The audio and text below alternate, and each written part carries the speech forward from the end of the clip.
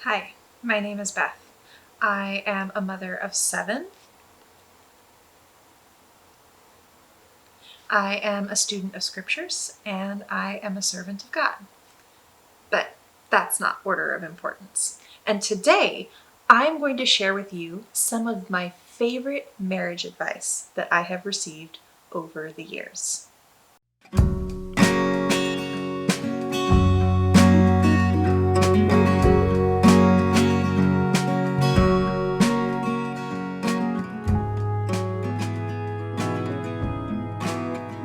So I have been to a lot of Christian weddings, and it feels like in almost every Christian wedding we hear the love chapter, 1 Corinthians 13, and that's great. I'm not saying we shouldn't read that chapter at weddings, but what if we started to integrate other scriptures into weddings as well?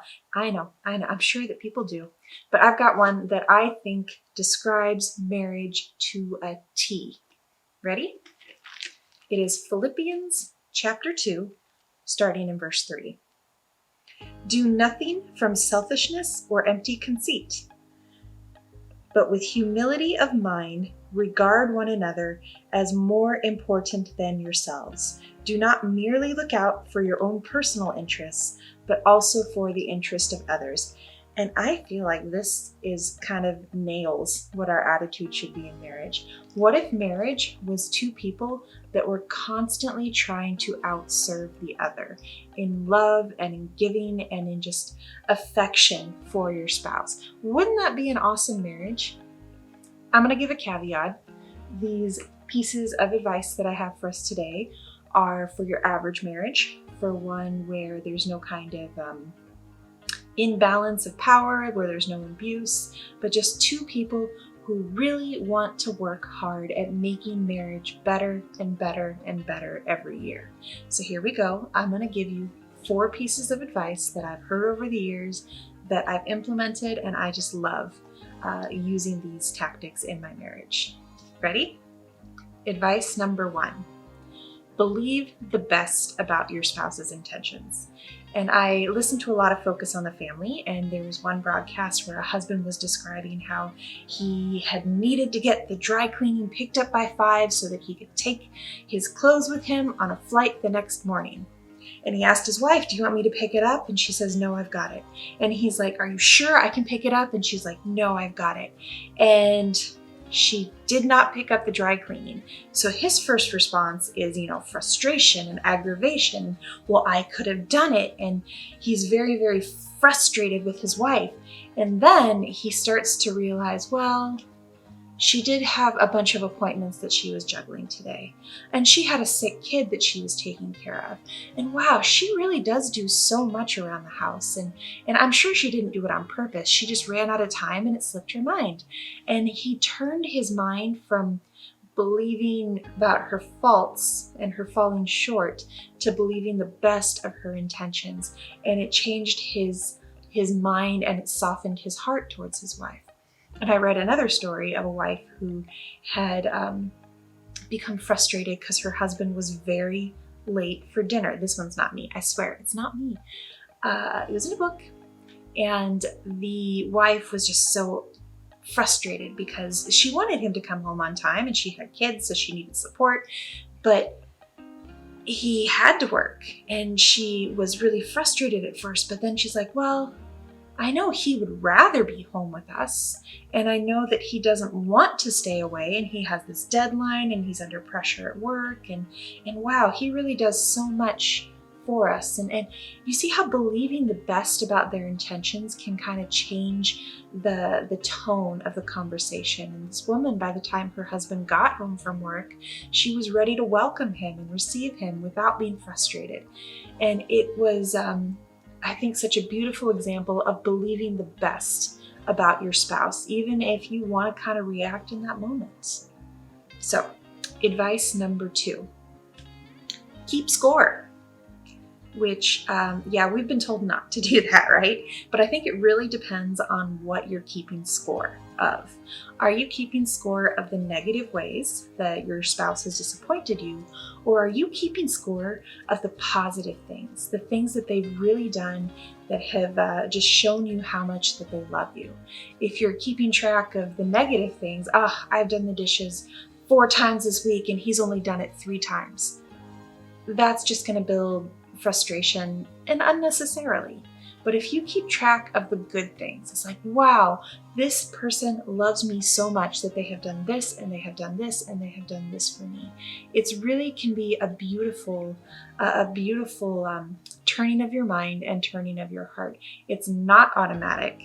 It takes practice and it takes time and it takes intentionality. Every single time you want to get frustrated, you got to turn it back around to choosing to keep score and highlight in your mind, bring to mind the good things. And when I start to feel maybe frustrated that I'm carrying more of this and more of this, I'll just actively remind myself, wow, yeah, he came home and he was tired and he went out and played in the yard with the kids for an hour before dinner. And I was able to put my feet up, I was able to rest, and I was able to do this while he was taking care of the kids. And even if, maybe that didn't happen today, if it happened last week, I can still be thankful for it and adding it to the positive score chart instead of trying to focus on a negative score chart.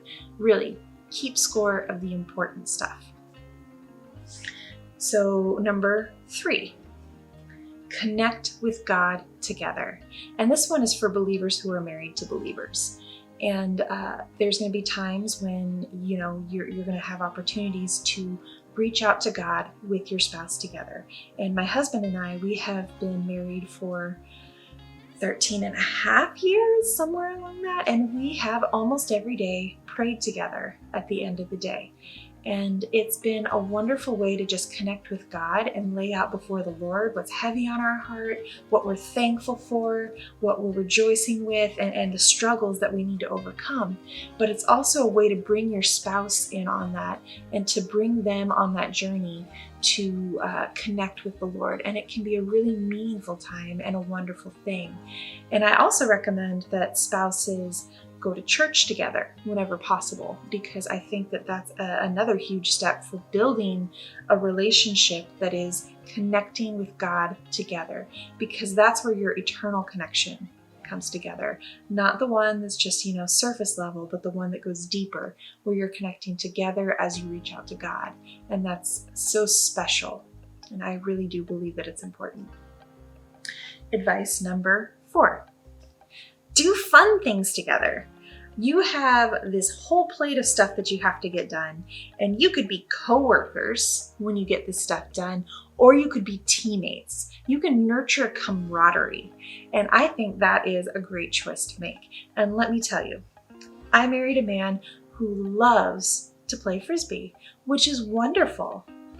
I historically have stunk at Frisbee. I will aim for it to go that way and it goes over there. And I, for the longest time, could do nothing to stop that. But then we had a couple of times where we had some time on the beach as a family, and he and I played. We played and we threw Frisbee, and it was this wonderful feeling where, maybe 1 in 10 would go straight in the direction I wanted it to go. And then eventually it was where only 1 in 10 was going way off target. And now, hey, I can actually throw a Frisbee in the backyard with my husband and kids without completely humiliating myself most of the time. Every once in a while, I still throw. I don't know how to fix this. I think that I just probably need to throw more Frisbee. But I cannot tell you how much fun it is to play with my husband. And if you're looking for stuff to do, just kind of go back to what you did when you were dating. That's a great place to start. Build camaraderie, have fun, and enjoy your time together as a married couple. So those are my 4 advices. I've got lots of great, marriage books that I've read and marriage broadcasts. Focus on the Family has great marriage broadcasts. It's so much fun to learn how to grow in relationship with this person that you fell in love with so crazy Twitter-pated, and just keep going in that direction of nurturing your relationship. It's awesome. Another thing that we've enjoyed is Family Life's Weekend to Remember. And that's just a great time to get away from distractions and reconnect. And they do a wonderful job of bringing up stuff that's very common to couples and just kind of discipling you through working through just normal marriage stuff. So those are great resources to start with. And I'd love to hear from you. I'd love to hear what is the best marriage advice that you've heard. Not from me, but what is the best marriage advice that you have been told that you've been able to run with and implement and make a part of your relationship? Let me know in the comments down below. So, thank you so much for watching, and I'll see you next time.